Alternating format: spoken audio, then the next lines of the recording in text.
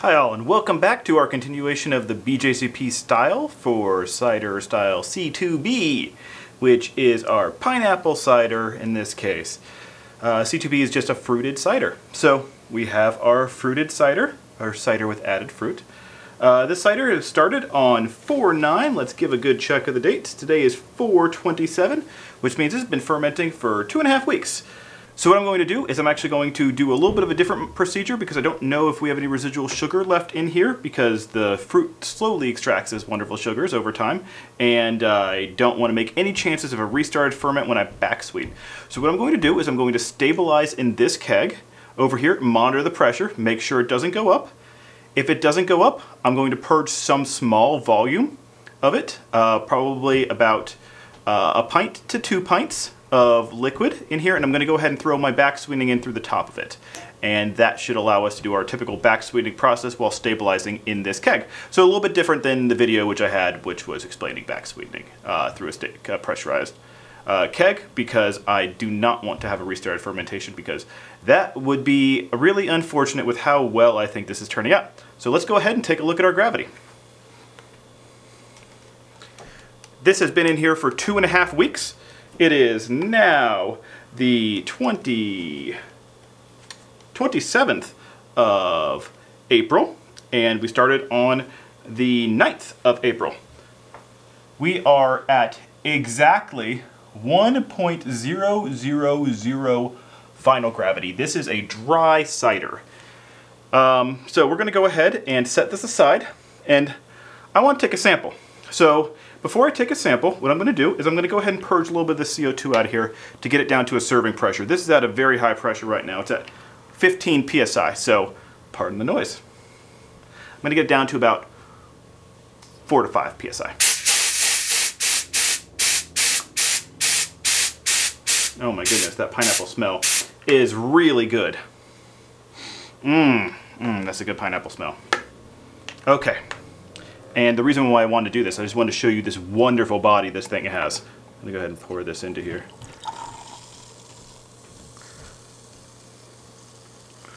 I have been taking samples of this as it goes, and it has not lost its body, which is atypical of a pineapple cider, so I think we have success. Look at that wonderful head this thing is maintaining. This is beautiful on the nose, fresh, pineapple crisp smell. A little bit of the apple notes in the background, but the pineapple is mostly forward. It is very, very, very pineapple forward, which is a testament to fermenting under pressure. This is the primary reason why you do it, is in order to maintain those pineapple or whatever fruit you're having in here, mainly apple typically, smells. So we're going to go ahead and give this a taste.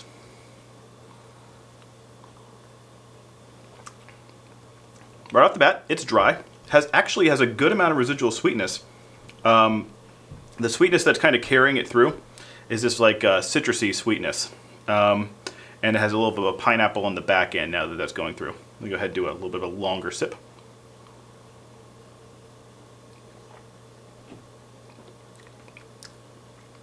Yeah, this is what I was hoping for when I made this. Really good head retention due to the added citrus oil. If you weren't aware, that's one of the main reasons why hops have extra body, is they add oil, fat to your cider. So whenever those, or whatever drink you're making, beer for hops in general, gives it that nice, good, hefty body to it. And that definitely is showing through here. Look at that wonderful head retention right there. That is fantastic. So I'm going to go ahead and go through and move this cider into here, and I'm going to go ahead and stabilize it via our potassium metabisulfate and potassium sorbate. I microwaved this in the oven for I microwaved this in the microwave oven, I guess, for around 2 minutes, and that allowed us to make sure that this was nice and boiling hot, so that we have a nice good place to start with for that. So I'm going to go ahead and set that on there and add in our stabilizer. Into it goes. Going to go ahead and close it up. This keg has been sanitized, and we are going to now add some head pressure to this keg. Head pressure allows you to reduce foaming when transferring from one vessel to another. So we're going to go ahead and add some really quick amount of head pressure. It does not have to be a lot of head pressure. Okay, the primary thing is that the difference between, you saw when I poured this out at 5 psi. This was, it had a nice good flow. It was a little bit turbulent, but it did have good flow. The idea is when you're using head pressure here is to actually regulate the flow between one vessel and another. So that's what we're going to be doing. We're going to be setting some head pressure via adding some gas to it, and then we're going to be setting our spunding valve to a setting about 5 psi, and we're going to go ahead and move liquid from one place to another. So adding gas. This is also a good time to check to make sure your keg doesn't have any leaks in it. It should, whenever you remove the gas, not make any sound. So that's a good way to know. So this spunding valve, make sure before you do this that this spunding valve is completely closed. That's pretty important. And we're going to set this on over here. And we are reading just slightly over 15 psi. So what I'm going to do is I'm going to actually open up this valve and get this down to 5 psi.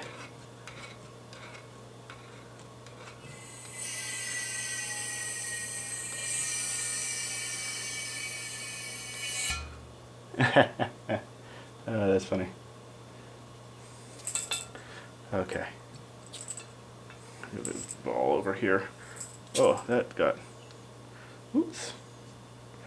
Oh, my auto flow stop.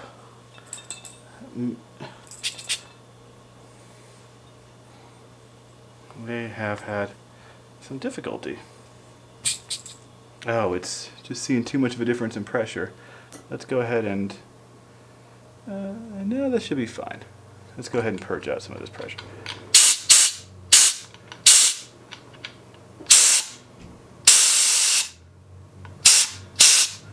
Just saw too much of a difference in pressure too quickly, so I'm going to go ahead and get this out over here.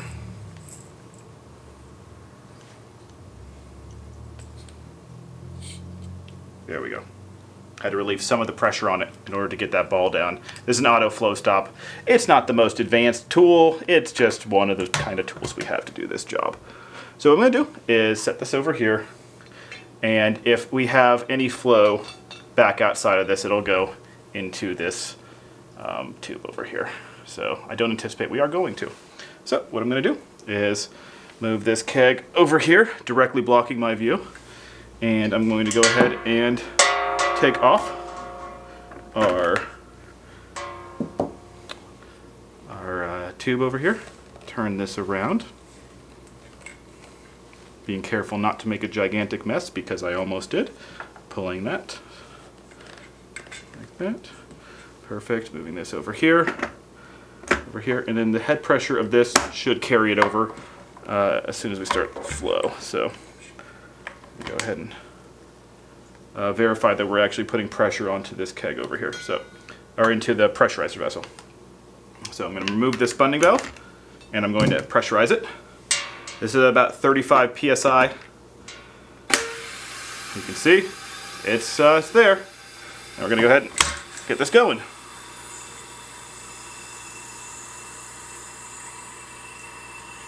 I can hear the liquid moving, and now this is the boring part. We're going to wait for this this valve over here to stop. Might take a while. We'll see how long it takes. So I'll see you when it's done. All right, so we are done. As you can see, our automatic stop over here automatically stopped. So good.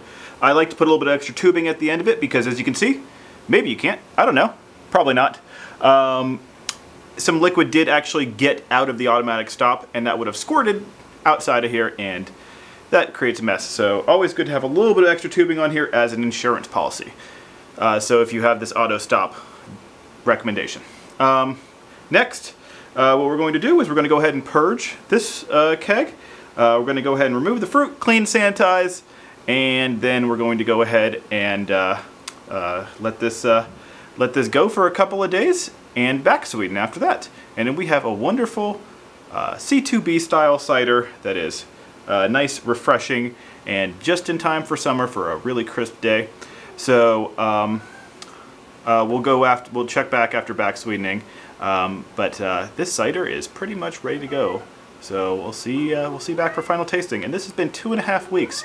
So, oh, hi buddy. So primarily, the reason why a cider oftentimes takes a lot of time is because that apple flavor really takes a little bit of time to develop and get that like nice balance. It takes a while for the flavors to meld with the yeast. So with a fruited cider, there's no difference between that. So we are going to age this a little bit after doing that. But you can have a really good product from a fruited cider in a relatively short amount of time, and that's why I like the style so much. You can turn around fruited ciders really, really quick and have really good results in a short period of time. So if you are new to cider making and you want a little bit of variety from just apple, add some fruit.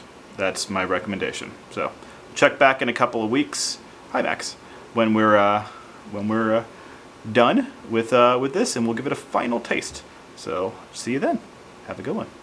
It's been a day since we did our stabilization of this keg. Haven't seen any noticeable activity inside of our pressure over here, rather than just some off-gassing from the Camden tablets that we put in there. No major changes have occurred, so that shows a good sign that fermentation has not restarted.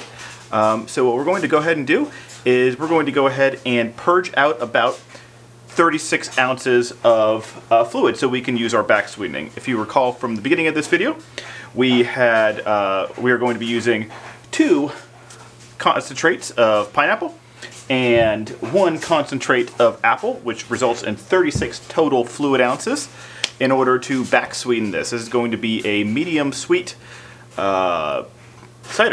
So we're sitting at about just over 8 psi right now. So I'm going to purge a little bit of head pressure, take a final sample, and get a final gravity reading and mark that down as our final gravity reading for this. And then we're going to go ahead and fill up these 2 bottles. If you ever have to purge from your kegs in order to back sweeten, I recommend just go ahead and filling up a couple bottles with a nice picnic tap, and that'll do it. Obviously, it's not going to be a foolproof environment for oxygen introduction, so if you're going to drink these quicker rather than the other ones.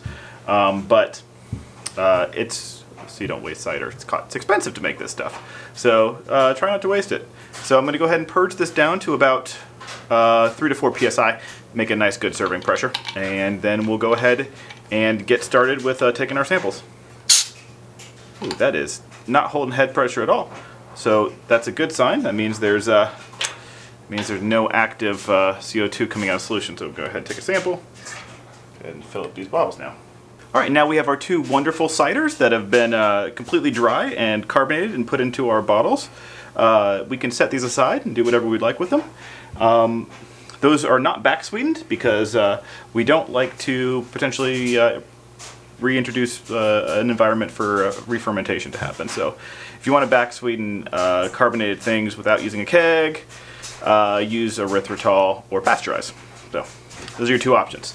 So what we have now is we have some pineapple juice, 2 cans of pineapple juice, 1 can of apple juice concentrate, and we are going to go ahead and give this a nice back sweetening in here. But before we do that, I'm going to go ahead and taste our cider, see what's going on before we back sweeten.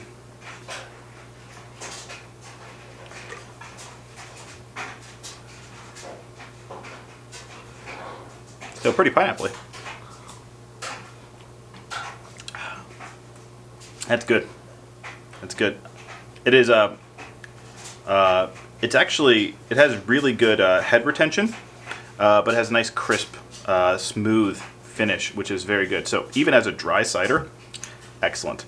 It could probably use a little bit of malic acid adjustment if I were to do this again. Add a little bit of malic acid, but its clarity is a little bit on the hazy side. That's to be expected when we use pineapple, but other than that, it's actually relatively good. Clarity is only worth 2 points for ciders, so don't be too hung up on clarity. It is part of the style, but you know, don't be too hung up on it. So It's really good. This side. And we're going to go ahead and purge the pressure from our keg and go ahead and back sweeten. So, purge it all out. And it is 100% gone. So, this process is going to be us opening these cans of concentrate, opening our keg, putting it in here, closing our keg really quick because we're probably going to create an ass ton of nucleation sites, and then putting this up, putting a little bit of head pressure on it, and then it's actually almost ready to serve. It's already carbonated a pretty good amount, so it's pretty good there. So one of the benefits of doing pressurized fermentation is this right here, where you don't have to worry about carbonating something afterwards. You use that natural yeast carbonation to go ahead and carbonate your brew. So fantastic. So we're going to go ahead and do that. Open this up, put our apple juice and pineapple juice concentrate in here, and then close it up. Put it under some CO2, and then in a couple hours, once it cools down, it'll be ready to serve. So it's been a couple weeks since we transferred our pineapple cider into our keg.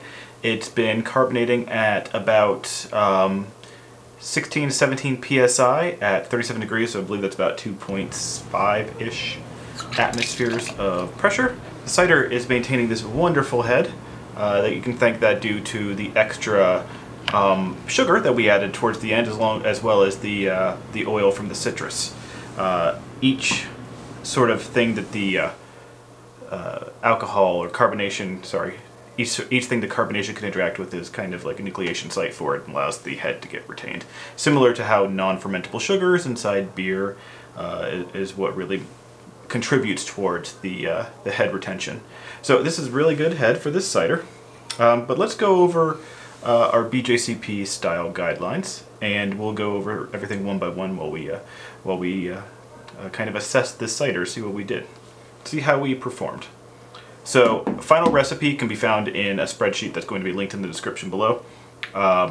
This is going to give you the entire list of all ingredients that were used, when they were used. We did make a modification to a couple of the ingredients or a couple of the quantities of ingredients, because the bitterness of the citrus peel inside there for that long of an extraction kind of started to take a little bit presence over the sweetness, and we needed to balance that out. So we had to make it transfer from a medium dry cider into a medium sweet cider. So that's what the final sugar content of this is about, medium sweet. Okay, let's go over the BJCP cider style. So overall impression is supposed to be like a white wine with other complex flavors. So this is more of a dessert wine. Even though it is medium dry, which is within the realm of sweetness, capable of doing it, it is a little bit sweeter like a dessert wine. So, yes, it could be considered that. Overall impression is a little bit on the heavy end, so I don't know if that would be technically within that specific style guideline. So that's up to a judge interpretation there. Aroma / flavor, cider character is present and must fit with the other fruits. Basically, is it a cider with something, or is it a cider base that could have been anything else? So, because we used apple juice concentrate and pineapple concentrate to back sweeten, we have both the acidity from the apple and the smell of the pineapple. So this actually marries very well. The flavor is kind of a nice balance between apple and pineapple. The citrus has a little bit of a zing at the end to kind of give you that little bit of citrus oil bitterness, plus has the increase of the brightness of the smell. So it's pretty spot on in that front. Appearance, clear to brilliant. So I'm going to go ahead and put this up to the camera and show you. This is a wonderfully clear cider. It has visible, when you look through the side of it, it was kind of hard to see on camera, but you can see through the glass to a certain extent. This is a really wide glass, so it's kind of difficult to see on this, but narrower glasses, you can definitely see through the cider. There is no free particulate in here. It is just a wonderfully clear cider. It is not brilliant, though. Brilliant would mean it's like a sterling kind of. There's basically, you can see through it. That's what brilliant would be in this case. Mouthfeel, substantial, maybe slightly tannic. This is where I'm kind of, these two since the overall impression and the mouthfeel kind of are at odds with each other. Overall impression is like a white wine with complex flavors. But white wine is typically a little bit lighter bodied wine. This is a substantial mouthfeel. This is got a lot of heft to it. It really just coats the entire palate. First impression is pineapple forward, but then as it lingers on, you get that apple towards the back end. So that's really where this shines. It has both the pineapple and the apple to it. Okay, let's take a look at the next one. So if you were to enter this in a competition, carbonation level, this is what I would refer to as either pétillant or sparkling. It's on the borderline of sparkling. This has a lot of carbonation to it. The carbonation really adds to the presence of this. It lifts those pineapple notes out on the nose, and it also gives you that nice, refreshing acid kick at the end. So carbonation is pétillant or sparkling. The sweetness, this is a medium sweet. It could be considered sweet, but we're going to call it medium sweet. As long as you aren't off by more than one sweetness category, you're fine. This is definitely not something on the dry realm. This is definitely more on the sweet end of things. And we would need to specify all fruits that we would be adding to this. So we added lime, we added pineapple, and we added apple juice concentrate. So this is all the fruits that are part of this. So it's a cider with pineapple and lime. So yeah, that pretty much summarizes it for the BJCP Style Guidelines standpoint. From a enjoyability standpoint, this is a wonderful cider. I've had lots of compliments on this cider. It drinks more like a lager than it does like a cider. It has that heft to it, that kind of like it's very pleasant. It's more of a 1 or 2 drink type of cider rather than a session drink. So this is a very usable recipe for something that's trying to get that pineapple out of it. I think that I know it's like, oh, the meme of me putting a medal on myself, like, oh great, I did such a good job. But this is actually a very simple-ish, I put simple in quotes, recipe. It does require some complex equipment like pressurized fermenters, but the overall result of this is absolutely just phenomenal. It's one of the most tasty things I have had, but it is not something that you could just have as a crushable drink. This has to be something that is kind of sipped and just more of a longevity of an entire night type of drink. It does have a little bit of heft to it compared to it. It finished at about 6.0% ABV. Final numbers will be in the spreadsheet for what it finished at. But yeah, it's a very good example of the cider with added fruit category. So if you've enjoyed this, I'll be making a video that's coming up very shortly. I already have the cider basically finished for a blueberry lemon cider. That does not use pressurized ferment. It uses an atmospheric ferment, and it'll be back sweetened with a sugar syrup rather than using concentrate, so you can get a bit of an idea how to actually dose a sugar syrup in order to back sweeten a cider. So anyway, thank you all for coming along this journey with me, and happy cidering. Cheers.